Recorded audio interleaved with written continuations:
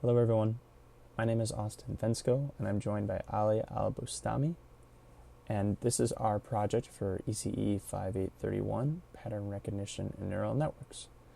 The project is involving a handwriting recognizer using MNIST with various convolution neural networks.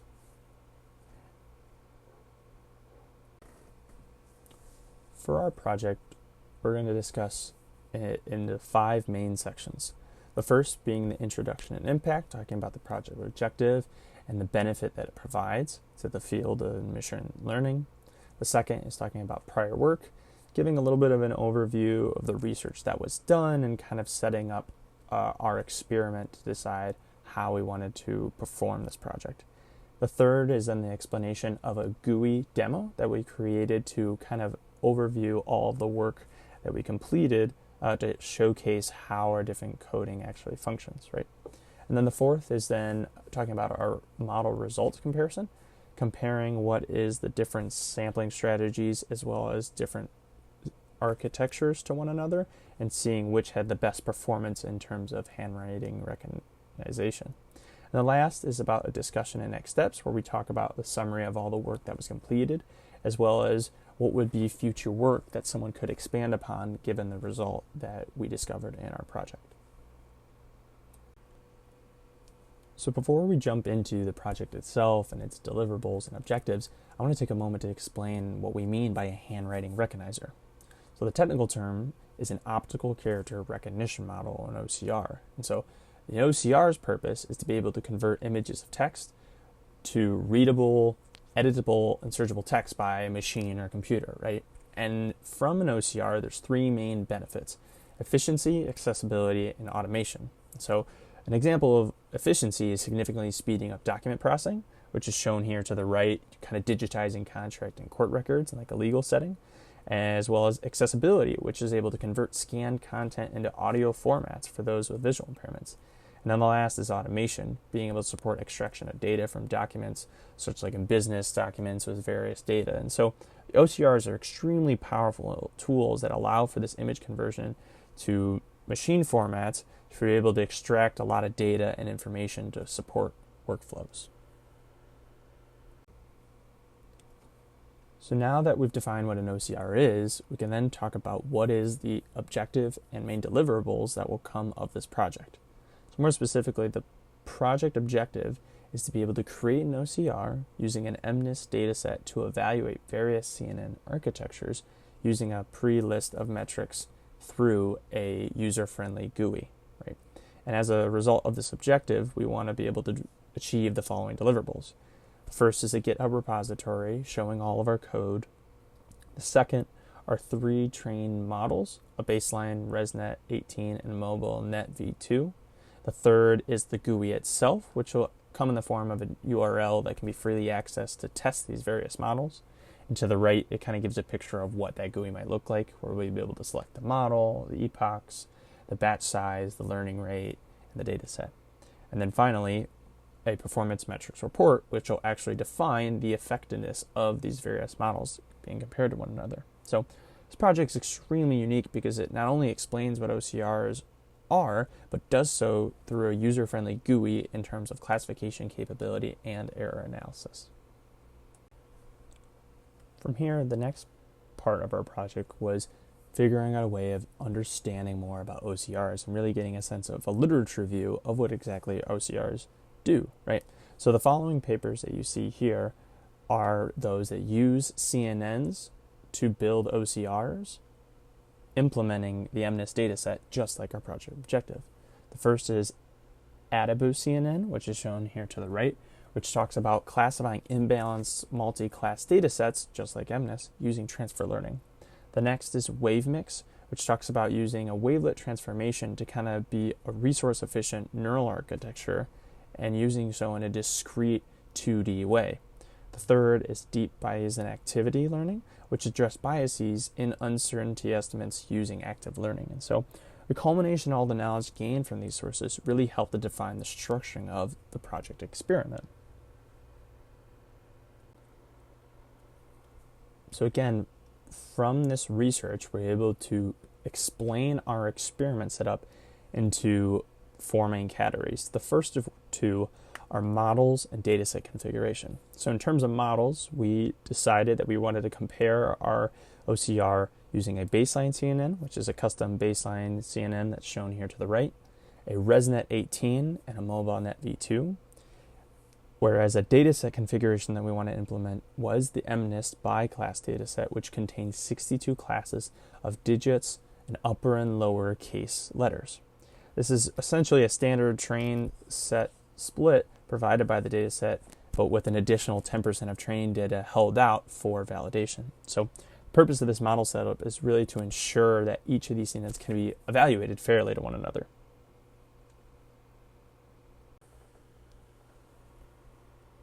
So again, the next two portions of our experiment setup were training strategy and sampling strategies. So in terms of training strategies, we used models for 30 epochs, and then as well as employed kind of data augmentation, like rotations and translations, like some examples are shown off here to the right. And additionally, we made sure that the learning rate was reduced during the training to kind of fine-tune our process. As for sampling, we split it up into balanced runs and unbalanced runs. Balanced using a sampler, a weighted sampler, and then an unbalanced using a natural sampler, just picking out from the raw data. So again, the final portion of each of these two and the last experiment setup portions is to ensure the fairness amongst all CNN architectures. Now that we've explained what our setup was to our experiment and how we were going to conduct it, the next portion is to talk about our GUI, right? So for here, I'm going to play this video and kind of walk us through using our GUI. So at first, the GUI is just like a URL, and it's split up into four sections on the left: app, home, test model, and training info. So for home, it talks about what is this project report. So it outlines in the beginning the same experiment setup that we had, talking about the implementation in the MNIST data class, the augmentation, as well as the model architectures. We talk about the baseline CNN, what it means, the ResNet 18, and the MobileNet v2. But from here, we then talk about what our main results are of the comparison amongst all our models, more specifically in terms of the balanced sampling, right? So we compare each of our models in balanced sampling as well as unbalanced sampling, where we talk about the baseline CNN, ResNet 18, and talk about it in terms of its accuracy, F1 score, epoch, as well as provide some visualizations. So for this first one is talking about test accuracy by both the model and the sampling strategy. The next is talking about this F1 score, again by the model and sampling strategy as well. Furthermore, then we go on to our validation trajectories, talking about the accuracy trajectory in the balance setting for all three of the models. Next, we do the same thing, but now for the unbalanced, comparing the various models of the validation accuracy trajectories. And so for the bottom of this, we kind of highlight what our main takeaways are and insights into our entire model comparison, shown here in various bullet points, talking about natural sampling, architecture ranking, generalization gap, class sensitivity. And then we move on to our test model tab. So the test model tab is essentially the actual interface for the user, right? So you can see on the left-hand side here, we're talking about putting what kind of sampling selection as well as what architecture, and then talking about an actual running and loading of the model. So here we're able to then actually upload an image from our own C drive. So you can see here we're going into our file and loading in a handwritten image, right? So in this case it's a W, right? And there's an H. So we'll load in an H and we can see it here, the image that we put, and then we tell it to predict it. So we can see in green, it correctly predicted the case, and then also indexed what class it was, right? We can do it again with a different image and see the same result of, again, it predicts a lowercase f, right?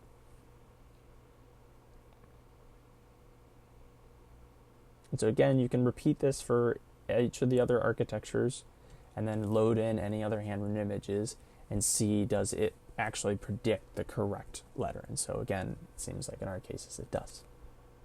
Finally, we talk about training info. And so training info is kind of the summary of an individual model that you load, right? So for example, like the last run that we just did, this particularly shows what is the result of a particular run that you completed, right? And these are kind of the big configuration data points that we start off with. And then it splits it up into a large table of by each epoch, talking about the various metrics and what all they mean by per epoch. And so all that data is then plotted here, showing the classification loss in terms of training and validation, the recall in terms of training and validation, the F1 score in terms of training and validation, the accuracy metric in terms of training and validation, and then finally the precision in terms of training and validation. And so you can see by selecting whatever architecture you want, you can then figure out, again, the different configurations and how they're different per the model, and then review each of those individually for each model that you're curious about learning and understanding. How did it perform, right?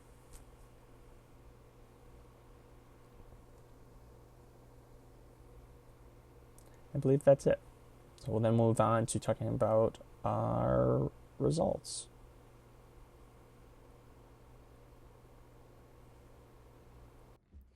Now that we have seen the GI workflow, I wanted to quickly ground the results in the metrics we used to evaluate each model, both unbalanced and unbalanced runs. We tracked accuracy for overall correctness, recall to measure how many true examples we successfully found, and precision to measure how often our positive predictions were actually right. Since precision and recall trade off, we also report F1 score as a balanced summary. And finally, we track classification loss, which is basically the model's wrongness during training. Lower is better. Here's an example of how we analyze training behavior for the base CNN. The GI plots recall, precision, and F1 for both training and validation. What we want to see is that performance improves and that then stabilizes. In this case, the F1 levels of around 0.79, which suggests that the model training was successful and reaches a reasonably balanced performance. We also see the training and validation curve spread early and then stabilizes, which hints at some generation gap but not an unstable training process. To reinforce that, we also look at accuracy and loss over epochs. Here, accuracy rises quickly and then gradually improves, which classification loss while the classification loss drops quickly and then flattens out. That's the typical learning pattern we want. As epochs increase, the model makes more correct predictions and the loss consistency decreases, supporting that the base CNN learned meaningful features from the EMNIST dataset. Next, we compare all models under different sampling strategies. The accuracy plot shows a clear pattern.